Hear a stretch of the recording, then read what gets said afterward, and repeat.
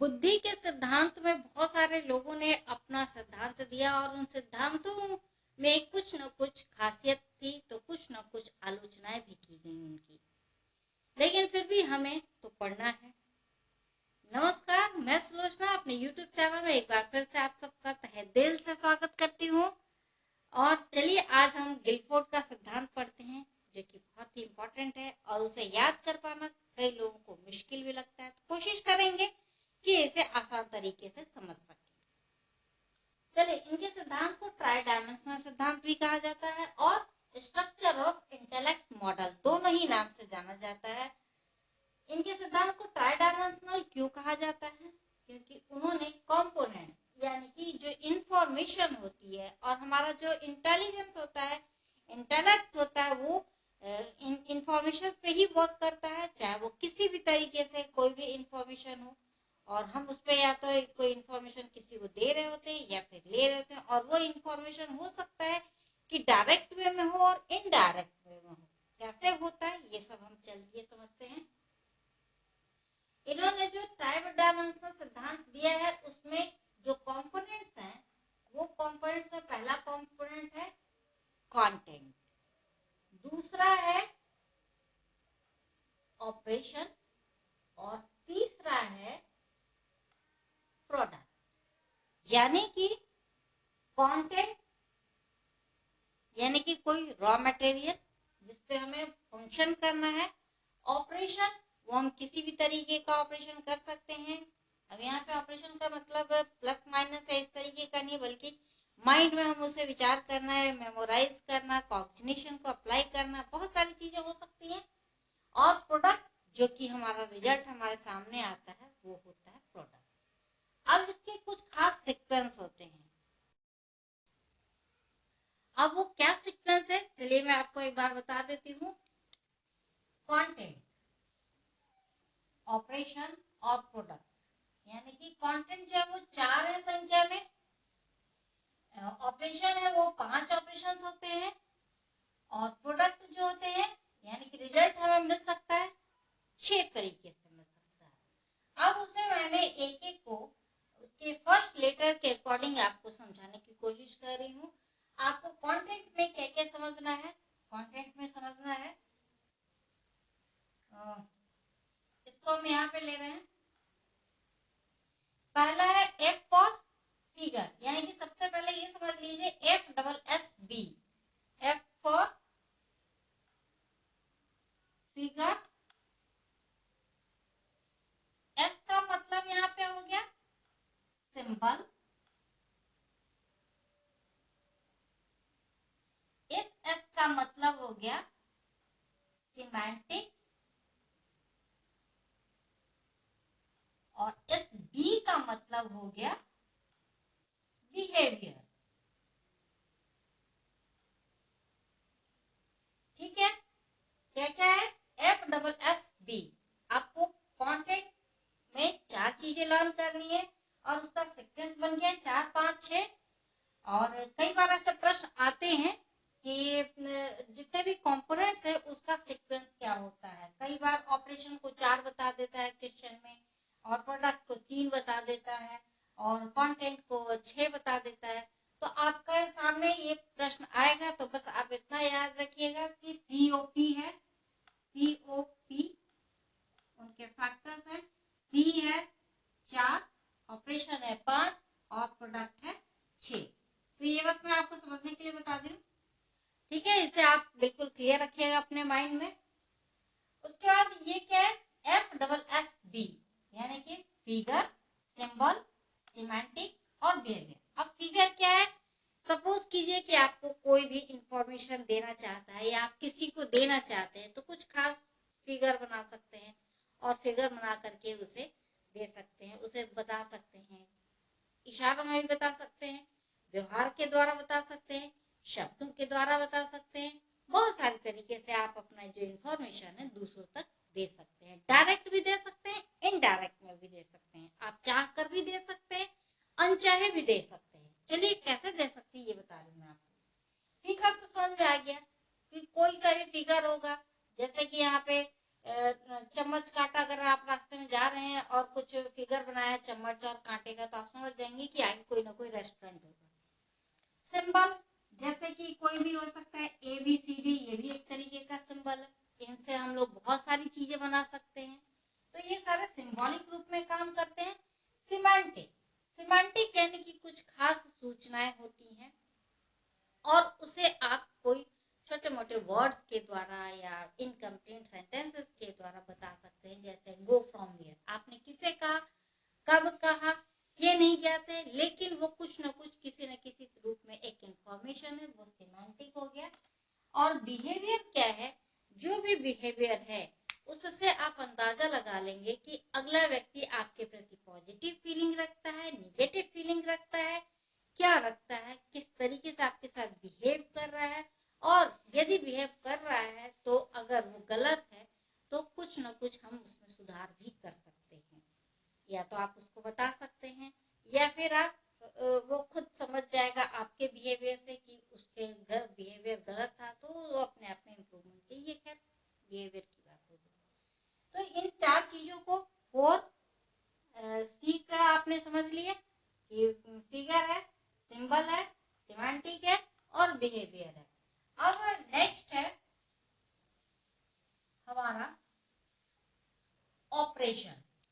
अब चूंकि हमारे पास इंफॉर्मेशन है, किसी भी रूप में है, इनमें से 4 में से किसी भी रूप में हो सकता है। उसके बाद हम उस पे ऑपरेशंस क्या क्या कर सकते हैं। यहाँ पे देखिएगा ध्यान से, C फॉर कॉग्निशन,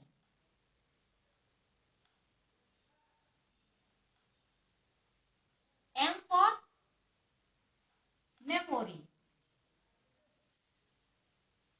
ठीक है। उसके बाद C फॉर कन्वर्जेंट,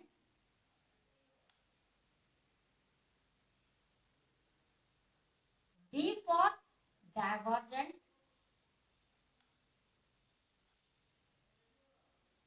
और E फॉर इवोल्यूशन।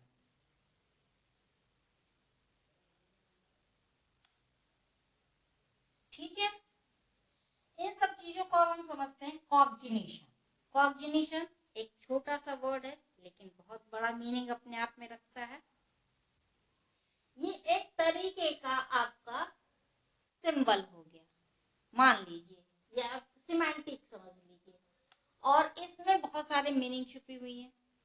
अब उन मेमोरी को या फिर उस चीज को सॉल्व करने के लिए आप बहुत सारी चीजों का सहारा ले सकते हैं। अब मेमोरी है, मेमोरी में हो सकता है कि आपसे कोई वर्ड अगर आपके सामने प्रेजेंट किया गया तो हो सकता है कि आपके दिमाग में वो वर्ड हो और आप उससे याद कर लेंगे।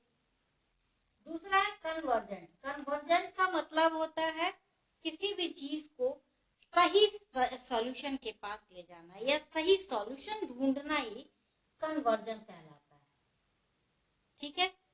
डाइवर्जन का मतलब है कि पॉसिबल बहुत सारे जो भी एक प्रॉब्लम है अगर, तो उसके जितने भी सॉल्यूशंस आप निकाल सकते हैं उन सारे सॉल्यूशंस को निकालिए तो भी वो काम कर सकता है। जैसे कि आपके सामने कोई व्यक्ति दौड़ता हुआ जा रहा है प्लेटफॉर्म पे, रेलवे स्टेशन पे, तो आपके सामने बहुत सारी बातें आएंगी। आप अपने माइंड में, जैसे कि कोई दौड़ता हुआ जा रहा है तो आप ये सोच सकते हैं कि हो सकता है कि इसकी ट्रेन मिस हो रही हो तो इसलिए वो दौड़ता हुआ जा रहा है। लेकिन फिर आप यदि अनाउंसमेंट पे ध्यान देंगे तो आपको पता चलेगा कि लगभग 2 ट्रेन आई है और एक ट्रेन यहाँ से जाने वाली है।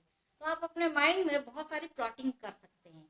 जैसे कि हो सकता है कि ये व्यक्ति दूसरे प्लेटफॉर्म पे जा रहा है ट्रेन पकड़ने, या हो सकता है कि कोई व्यक्ति इसका जा रहा होगा जिसे ये कुछ सामान पकड़ाना चाह रहा होगा, या फिर तीसरा हो सकता है कि वो सिर्फ कोई व्यक्ति आया होगा उसे रिसीव करने चला आया है, या फिर हो सकता है कि वो किसी को बाय करने आ गया हो। तो बहुत सारी चीजें आपके माइंड में सॉल्यूशंस निकाल रही हैं।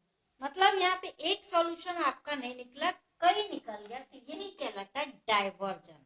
डाइवर्जेंट थिंकिंग कह लीजिए या डाइवर्जेंट इंटेलिजेंस कह लीजिए, कुछ भी आप कह सकते हैं।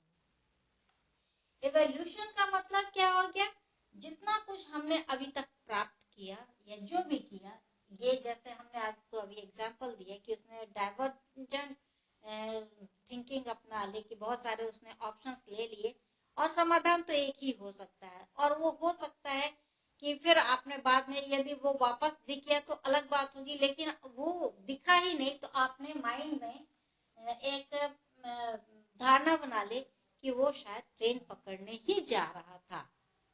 तो ये क्या हो गया, उसका इवोल्यूशन हो गया, मूल्यांकन हो गया, और रिजल्ट के रूप में आपने ये समझ लिया कि वो व्यक्ति अपने ट्रेन को पकड़ने के लिए इतनी तेज गति से भागा जा रहा था।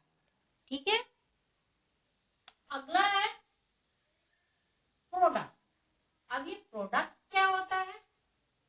प्रोडक्ट यानी कि UCR, U फॉर यूनिट, ठीक है, C for class, R for relation, S for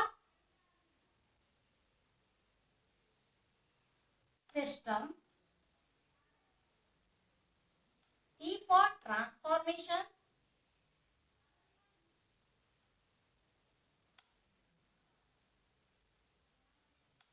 और I फॉर इम्प्लीकेशन। ठीक है, क्या है? U फॉर यूनिट हो गया, छोटा सा इंफॉर्मेशन, कुछ भी हो सकता है, सिंबॉलिक रूप में हो सकता है कि कोई आपको इशारा करके बता दिया। ठीक है, गो फ्रॉम हियर, उसका क्लास बन सकता है गो फ्रॉम हियर, और वो 2-3 चीजें और मिला करके बता दिया कि उसे क्या क्या करना है, उस चीज का पूरा क्लास ही बना दिया आपने। क्लास बनाने के बाद रिलेट कर दिया सारे को एक दूसरे से, उसके बाद क्या बन गया? सिस्टम बन गया। सिस्टम बनने के बाद उसमें आपने कुछ ना कुछ चेंज किया, उसको ट्रांसफॉर्मेशन कहते हैं, और वो सारे इंफॉर्मेशन हो सकता है कभी सही हो सकते हैं, कभी गड़बड़ हो सकते हैं, तो उस चीज को मैच करना कि क्या कहाँ सही बैठ रहा है, नहीं बैठ रहा है, ये सारी चीजें हो गई। ठीक है, आपको याद रहेगा UCRSTI क्या हो गया? UCRSTI, ये 4 चीजें आप 5 चीजें आपकी हो गई ऑपरेशन की, और 6 चीजें हो गई प्रोडक्ट की। अब चलिए एक उदाहरण देकर के मैं आपको इसे समझा देती हूँ कि सपोज कीजिए कि एक मैं आपको वर्ड दे रही हूँ जो कि जम्बल्ड वर्ड है।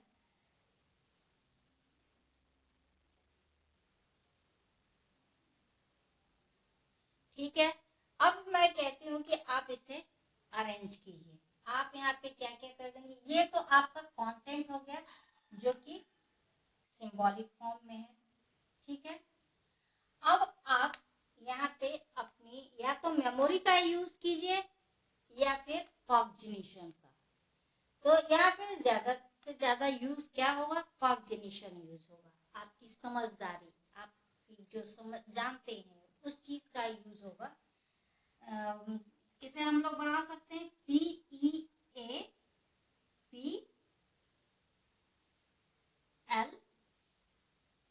पीपल हो गया। तो ये चीजें आपने अगर बना ली तो यहाँ पे अब ये क्या हो गया? कन्वर्जेंट थिंकिंग हो गई आपकी, बिल्कुल सही सटीक आपने यहाँ पे उसका आंसर ले लिया, और ये एक यूनिट बन गई, पूरे को मिला करके एक छोटी सी यूनिट बनी है। अगर यही चीज पूरे सेंटेंस होती तो वो कंप्लीट बन जाती, वो एक क्लास बन जाता, उसके बाद उसके वो सारे एक दूसरे से रिलेट कर देते, और इस तरीके से आप बहुत कुछ समझ जाते हैं। देखिए चलिए मैं आपको और एक और उदाहरण मैंने ले लिया आपके लिए, और वो है एक सेंटेंस जिसे हम एक सिस्टम के रूप में बना सकते हैं। कैसे बनाएंगे? देखिए, इज राज माय फ्रेंड, यहाँ पे एक इंफॉर्मेशन छुपा हुआ है, इसके अगर हम अरेंज करेंगे तो इसमें से एक मीनिंग निकल के आएगी, एक कंप्लीट सेंटेंस निकल करके आएगा। तो यहाँ पे ये क्या हो गया, सिमेंटिक हो गया। ठीक है, अब इसे हमने अपनी कॉग्निशन के आधार पर, अपनी समझदारी के आधार पर मैंने इसको अरेंज कर दिया, राज इज माय फ्रेंड। और इसमें हमने, राज एक छोटी सी यूनिट है और ये सारे जब इसके साथ मिल गए तो ये एक क्लास बनाते हैं, और क्लास जब एक दूसरे से रिलेट कर रहे हैं तो ये एक सिस्टम बन गया। और इनको हमने इस रूप में था, अनअरेंज्ड था, जम्बल्ड सेंटेंस था, उसे मैंने ट्रांसफॉर्म कर करके और इसमें एक सही सूचना में कन्वर्ट कर दिया। तो ये हो गया हमारा एक कंप्लीट सेंटेंस। तो इस तरीके से हमारा ये गिलफोर्ड का सिद्धांत कंप्लीट होता है। और एक उदाहरण मैं आपको देना चाहती हूँ कि कॉग्निशन एक ऐसा शब्द है जो, जिसका मतलब तो बहुत छोटा सा होता है लेकिन अर्थ उसका बहुत बड़ा होता है। एक बार मैंने अपने किसी टीचर से पूछा, जब मेरी इंग्लिश बहुत वीक थी और मुझे समझ में नहीं आया कि इसका अर्थ क्या होता है, तो मैंने एक टीचर से पूछा, उन्होंने काफी लंबा लेक्चर दे दिया। फिर दूसरे से पूछा, उन्होंने भी काफी लंबा लेक्चर दिया। तीसरे से मैंने पूछा कि सर मुझे समझ में नहीं आया कि इसका अर्थ क्या होता है। उन्होंने सिंपल सा एक सेंटेंस बताया, टू नो अबाउट। मैं समझ गई कि इतने लंबी किसी भी चीज को लंबे तरीके से समझाएंगे या समझेंगे तो वो बड़ी बात नहीं होती है। मतलब बस इतना ही है कि शॉर्ट में आप कितने अच्छे तरीके से समझ जाते हैं और समझा देते हैं अपनी बात को, यही एक अच्छे शिक्षक की कला होती है। मुझे आप कमेंट करके बताइए कि मेरा ये वीडियो आपको कैसा लगा। और मैं आप सबसे एक बात और बताना चाहती हूँ कि जितने भी मैं सिद्धांत पढ़ा रही हूँ, तो सिद्धांत पढ़ाने के बाद मैं फिर उसके क्वेश्चन आंसर्स भी देती हूँ, क्योंकि मैं हाल फिलहाल एकदम से एक साथ सब कुछ नहीं दे सकती, तो मैं धीरे धीरे उसके क्वेश्चन आंसर भी देते जाती हूँ। आप लोग उसे भी पढ़िएगा, जरूर पढ़िएगा। मेरा आज का ये वीडियो कैसा लगा, आप सब लाइक कीजिएगा, कमेंट कीजिएगा और सब्सक्राइब भी कीजिए मुझे, ताकि मुझे भी मोटिवेशन मिलते रहें।